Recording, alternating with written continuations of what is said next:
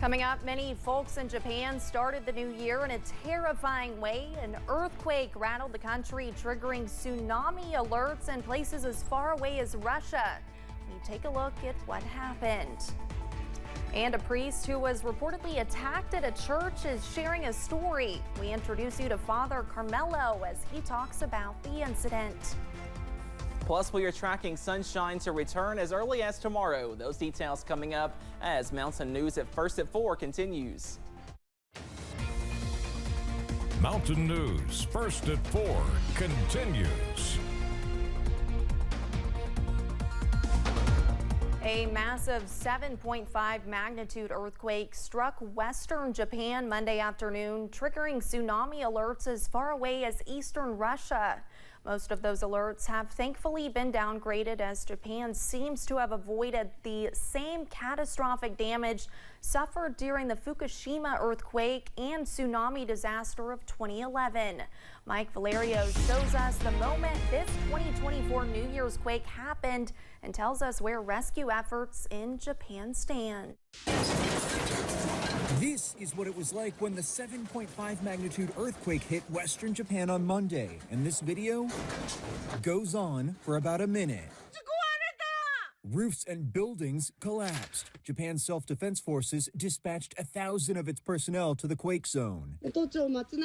As she's walking through her neighborhood, the person recording the video says, "We're in serious trouble. Please come and help us." It was 7.5, but it was shallow. So that means where the fault was moving was very close to where people were living, and that can concentrate shaking close to where the earthquake happened. Fires burned past nightfall, but Ishikawa in western Japan seems to have avoided the same scale of disaster suffered during the 2011 Fukushima earthquake and tsunami. It's not a particularly populated area. There are probably a lot of older people there, which is definitely a worry. We heard a report earlier this evening about one of the evacuation centers was itself a nursing home, and that's very concerning. I've covered other events, earthquakes and other disasters, where that's one of the biggest troubles is trying to evacuate people who might not have a lot of mobility. As for concerns at the dawn of this new year, an earthquake this big is going to continue to have aftershocks.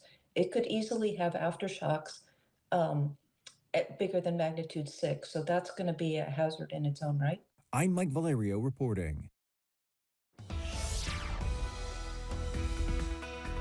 Well, closer to home, we are tracking some cold weather on this first day of 2024. Also tracking possibly some wintry mix in some areas. Here's a live look at First Alert Pinpoint Doppler. And as you can see, most of us are dry, but we are zooming into possibly a few snowflakes pushing into Johnson County, also Martin County. A First Alert for Paintsville, also Inez, possibly a few flurries over the next few minutes there. And also maybe a few areas of wintry mix in Estill County, also close to McKee and Jackson County as well. But for most of us, we are dry, also gloomy and cold. Here's a live look from the Cumberland Valley over at the London Corbin Airport, and that current temperature is barely above freezing at this hour, 34 degrees, and most of us in the middle to lower 30s right now.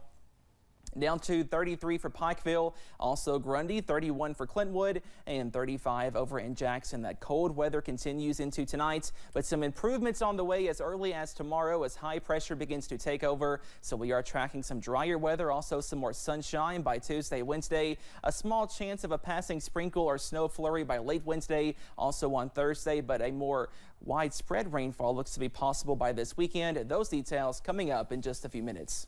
Olivia? Cameron, thank you.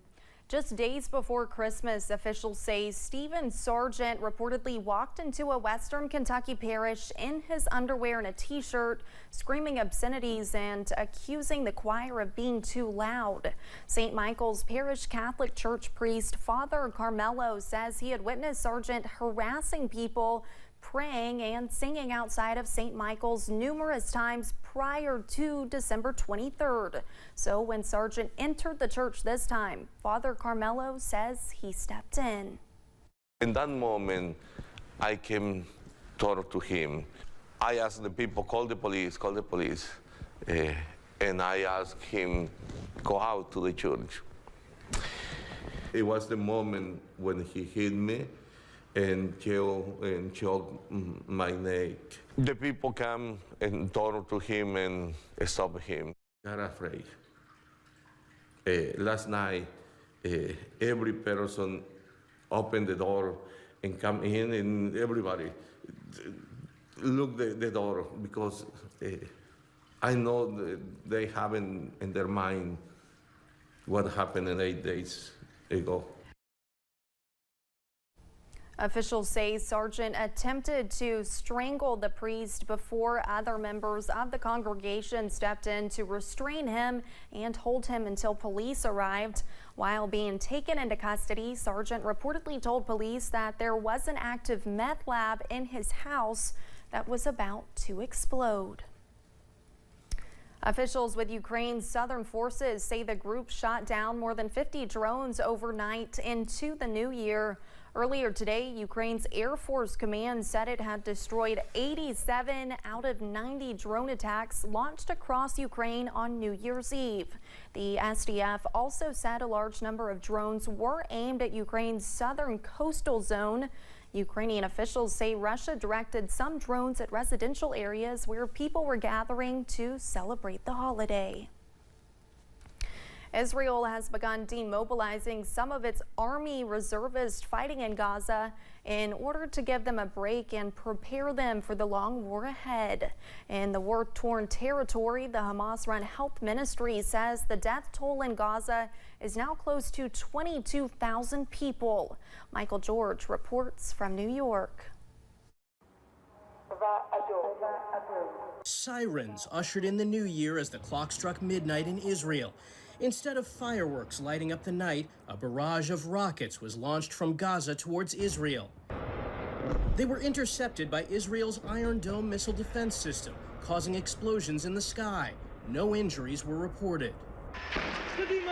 Israel's military released footage of its canine unit operating in Gaza.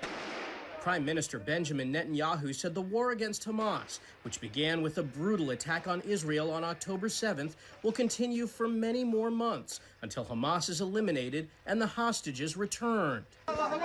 The new year brought fresh suffering to Palestinian civilians, including children. The Hamas-run Health Ministry says nearly 22,000 people have been killed since the war began, and many more are wounded. Amid the rubble, Palestinian artist Amal Abu al-Sabah paints murals depicting the terrible toll the war is taking on the besieged territory. She says artists should use difficult circumstances to express everything they feel inside. Michael George, CBS News, New York. Israel's withdrawal of reservists inside Gaza would allow some to return to civilian life and to help bolster the country's economy. It would also free up units in case they are needed in the north if the conflict with Hezbollah in Lebanon expands. Coming up as First at 4 continues, credit card debt is at an all-time high. We take a look at how people get into debt and how they can get out. Plus, the forecast turns interesting as we go into this weekend. Those details coming up after this break.